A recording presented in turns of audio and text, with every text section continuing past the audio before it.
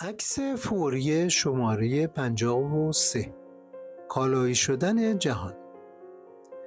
ساختن و امکان ساخته شدن این جهان در شرایطی که همه نشانه ها مبتنی بر کالایی شدن کامل همه پدیده هاست شاید اندکی مضحک به نظر بیاید.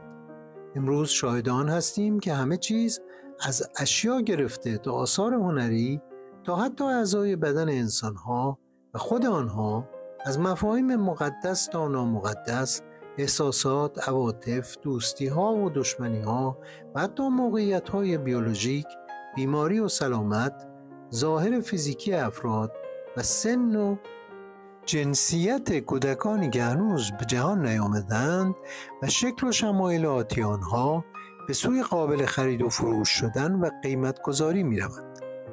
امروز شاهدان هستیم که همه ارزش‌ها تنها به سود یک ارزش یعنی پول و همه ابزارهای محافظت کننده از آن ولو بی‌رحم‌ترین و خشن‌ترین آنها در حال تخریب هستند.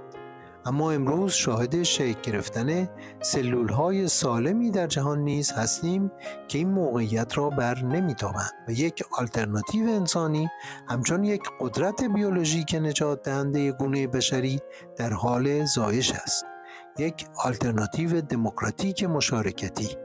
هرچه بیشتر شاهد آن هستیم که مفهوم به اشتراک گذاشتن و سهیم شدن و سهیم کردن دیگران در شادی و غم خود به یک ارزش دست کم در نزد گروه بزرگی از جوانان و گاه افراد مسن‌تر تبدیل می شود.